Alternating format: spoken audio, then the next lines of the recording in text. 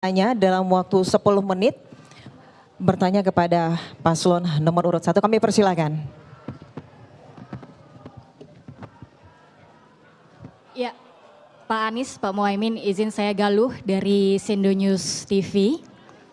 Pak Anies selama debat seperti tidak puas begitu ya dengan kinerja Pak Prabowo sebagai Menhan selama 5 tahun dan juga banyak bertentangan dengan statement-statement Pak Prabowo juga banyak kalau kita melihat seperti menyindir ini alasannya seperti apa Pak? Ini bukan persoalan pribadi, ini adalah soal keselamatan dan keamanan bangsa. Karena itulah kita sampaikan fakta-fakta mengapa kita harus melakukan perubahan. Dan ketika di situ kita tunjukkan apa saja yang selama ini menjadi masalah. Justru karena itulah kita akan melakukan koreksi. Kita ingin menghadirkan kepemimpinan yang menjunjung tinggi etika. Kepemimpinan yang mengutip kata-kata Panglima Jenderal Sudirman, hendaknya perjuangan kita harus didasarkan pada kesucian. Karena itu jangan lakukan kompromi dalam urusan etika.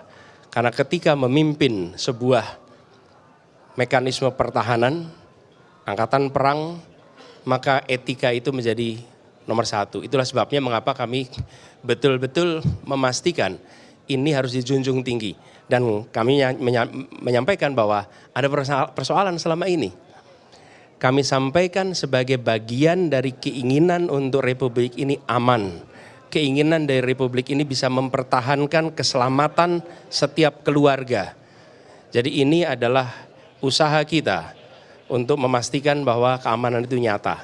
Jadi ketika tadi saya sampaikan ini adalah urusan negara, ini adalah urusan policy.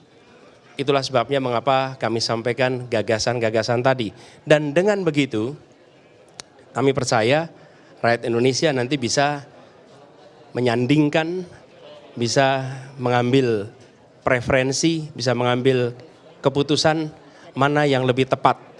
Siapa yang lebih tepat untuk dititipkan keselamatan, keamanan bagi bangsa kita. Baik, untuk selanjutnya kami persilakan rekan media yang masih ingin bertanya.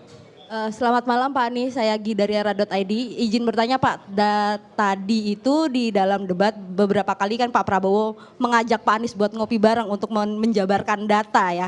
Apakah ajakan ngopi itu akan disetujui gitu Pak, diterima gitu? Itu yang pertama. Yang kedua tadi juga Pak Prabowo menyinggung bahwa Pak Anies itu tidak cocok untuk berbicara soal etik. Itu aja sih Pak. Oh sama satu lagi, ada titipan rekan.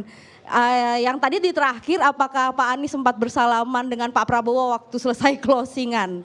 Ya terima kasih itu aja Pak. Ya gini, pertama Presiden akan menjadi panglima diplomasi dunia.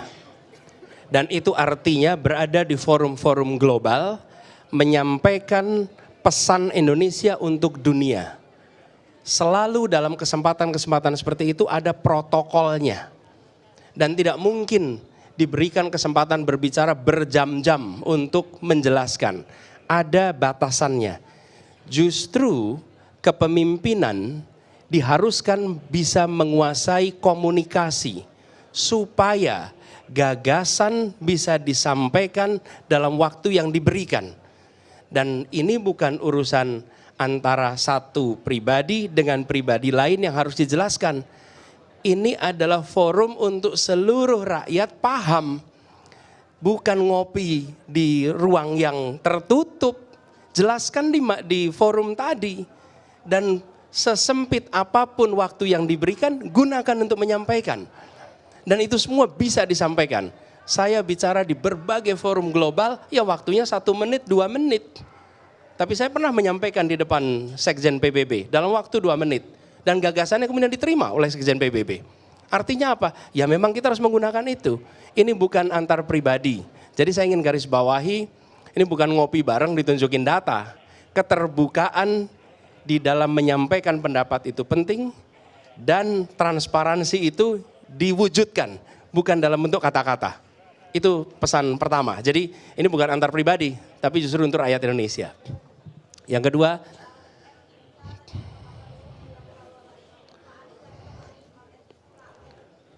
pertanyaan kami adalah bagaimana standar etika dan kepemimpinan di bidang pertahanan.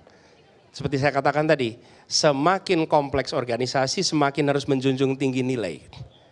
Sampaikan jawabannya, jangan mempertanyakan tentang siapa penanyanya, siapa saja bisa tanya. Dan ketika wartawan tanya, saya tidak boleh bilang sama wartawan, oh Anda tidak boleh bertanya itu. Boleh, siapa saja boleh bertanya. Dan itulah tugas seorang calon presiden, siap ditanya apa saja oleh siapa saja. Dan prinsip itu yang harusnya dipegang. Menurut saya kita harus fokus pada jawabannya apa, standar etikanya di mana. Apakah kita merujuk kepada Panglima Besar Jenderal Sudirman yang menjunjung tinggi nilai, menjunjung tinggi etika, sehingga dihormati sampai dengan hari ini. Lalu yang terakhir, sesudah selesai saya mencari, tapi sudah tidak ada, jadi tidak tahu kemana harus salaman. Baik, kita masih ada waktu 4 menit, kami persilakan untuk bertanya. Tolong dibantu untuk mic-nya. Selamat malam Pak Anies, saya Reno Reksa dari SCTV. Izin bertanya Pak, yang pertama tadi soal lahan ketika Anda mengkoreksi dinilai Pak Prabowo sebagai jawaban yang salah juga, ini tanggapannya seperti apa? Kemudian yang kedua soal pesawat bekas, tadi juga dijelaskan oleh Pak Prabowo, yang menjadi soal bukan baru bekasnya tapi usia pakai. Ini tanggapan Pak Anies bagaimana? Terima kasih.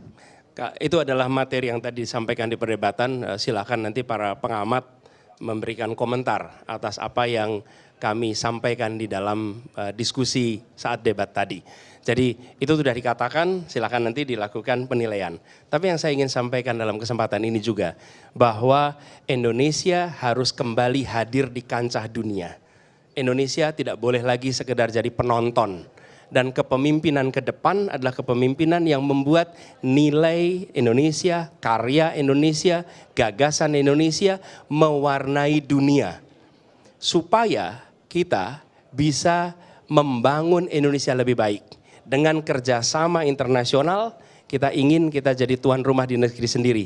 Jangan sampai buruh-buruh asing justru mendominasi lalu kita kalah. Tuan rumah di negeri sendiri. Di sisi lain, kita hadir di kancah internasional menjadi tamu yang mempesona.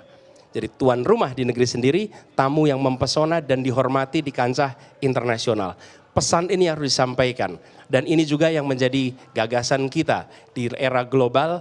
Indonesia negara nomor 4 terbesar di dunia, bukan semata-mata sebagai penonton. Nanti silahkan para pengamat membaca ulang apa yang tadi dibahas, membaca ulang apa yang tadi disampaikan sebagai counter, nanti publik akan bisa menilai. Tapi bagian kami adalah memastikan pesan itu sampai, supaya kita semua pada saatnya akan bangga.